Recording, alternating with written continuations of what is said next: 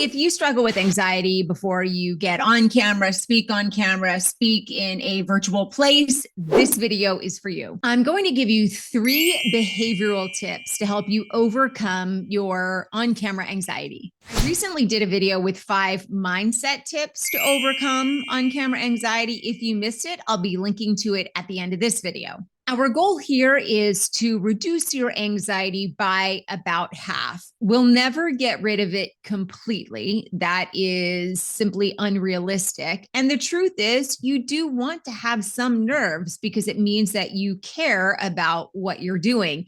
And if you funnel and channel them correctly, you can actually use them to your benefit. Even the very best speakers get nervous. So the goal here is to reduce it by a lot. The key, though, is that you can't simply listen to the tips on this video. You have to actually do the things too. You can use behavioral strategies, behavioral tips to reduce that nervousness and get that confidence and that feedback loop moving in the right direction. So these 3 tips can very quickly transform the way that you feel about speaking on camera. The number one way, and I know you've heard this before, but it's so important that I'm going to underscore it in just about everything I do and say, is to practice and practice like crazy. Perfect practice, or as best as you can, meaning you understand the skills that you need to deliver a great performance, because any speaking, public, on a camera, whatever it is in fact some sort of performance. Not fake, but it just simply means that you know how to deliver in a way that minimizes the challenges of the format or the venue in which you're speaking. It's not a quick fix.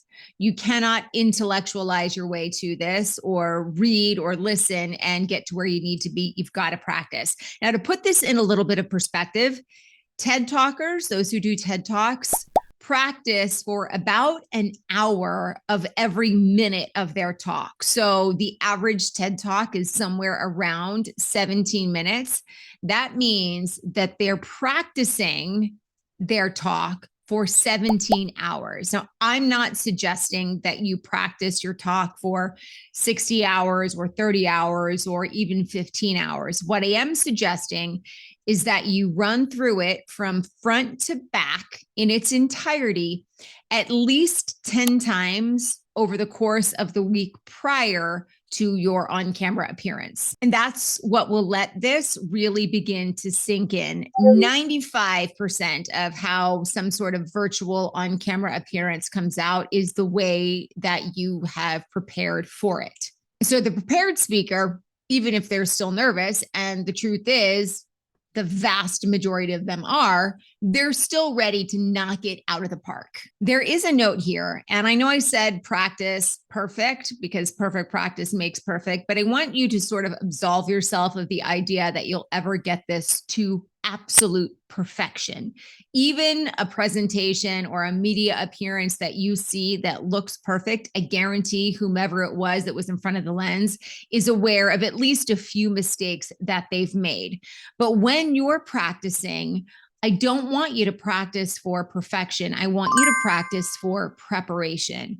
And what that means is when you make a mistake, don't go back and start over again and try and make it exactly right. I want you to practice through those mistakes, because the truth is they are going to happen in real time when you're in front of the lens. And unless you've built the skills and the muscle memory to teach yourself how to recover and get back on track, you won't know how to do that when it does inevitably happen in real time. You won't have the skills to deploy when it happens in front of an audience, whether it's recorded or live. So practice for preparation, not perfection. Number 2, as you prepare, focus on your audience and your message. So the 3 parts of speaking on camera are you, the speaker, the audience, and the message, whatever it is that you're saying. The people who get the most nervous are the ones that are all the way in their heads and they're super focused on themselves. They're thinking things like, what if I mess up? What if people don't like me? What if I sound like a fool and I lose all credibility and I crash and burn? And this is the beginning of the end of everything for me. We also catastrophize when we're in this space. When we focus on ourselves and when we focus on trying to get everything exactly right, we psych ourselves out. And then we have these sort of two divergent trains of thought going in our mind. One is on being perfect or whatever mistake we've already inevitably made. And the other is what we're actually supposed to be doing as we're up there. And unless you've practiced through those errors and you know how to bring these two together again so that your focus becomes the message and your delivery and performance, it is very hard to stop spiraling. So focus on your audience and how you can best deliver the message, how you can help them the most, how you can sharpen things, how you can give them the most value. And maybe that is the delivery, how it is that you're iterating those words. Are you pausing at the right times? Are you engaged? Are you expressing emotion to your audience? Video is great for that. Getting on camera is great for those moments. It's not a virtual white paper. It's a way to connect with your audience.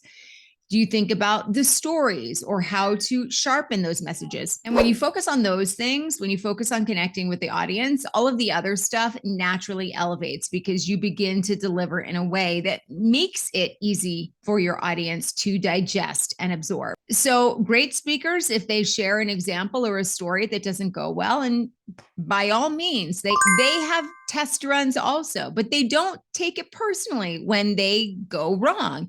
They just move on and they look for another example that's going to better resonate with whomever is watching or listening. So focus on your message, focus on helping your viewers before and during your presentation, not on yourself. After your presentation is where you can go back and review. Number 3, visualize the first 30 to 60 seconds and visualize it as entirely positive. That's going to help you reduce those spikes of nerves that hit in the anticipatory phase and also in that first 30 to 60 seconds of when we actually start speaking. When I do this, I make it incredibly hands-on, right? I imagine myself getting in front of the camera. I imagine whether it's a live audience or recorded presentation, I make this incredibly hands-on. So I'm imagining you now as I talk, and I imagined the first 30 seconds of this recording going really well. This applies equally if you're in front of a live audience. I picture you there happy. I picture you there engaged. I picture you learning something. And that makes, me feel good when I'm delivering, and it makes me enthusiastic, and it helps me deliver in a way that is engaging to you. And so when I visualize that first 30 to 60 seconds, I get really intimate with the details. And I do that over and over again. Because in essence, when you're visualizing, that's another way of rehearsing and practicing. Now, I don't suggest memorizing your entire speech word for word. No, because you'll forget a word at some point here or there. And then if you're only aware of your script, it's going to be even harder to bring you back on track.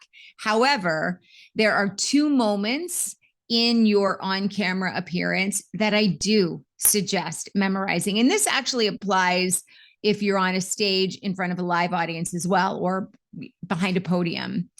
And the 2 areas that are the most powerful of your on-camera appearance are the intro and the conclusion. Those are the 2 most powerful points of your on-camera appearance in terms of getting your audience's attention and getting your buy-in. And then at the end, leaving them with a positive impression, making sure that you are memorable. So I do suggest memorizing the first 30 to 60 seconds of your presentation. And then again, the conclusion, so that it doesn't just sort of fizzle out, that you leave the audience with a very powerful bow, if you will, on the package that is your on-camera delivery. Now, I'm linking to that 5 mindset tips video here. If you have questions or you have comments and thoughts about which one of these tips will help you most, go ahead and leave them in the comments. In the meantime, thanks for watching, and I'll see you in the next video.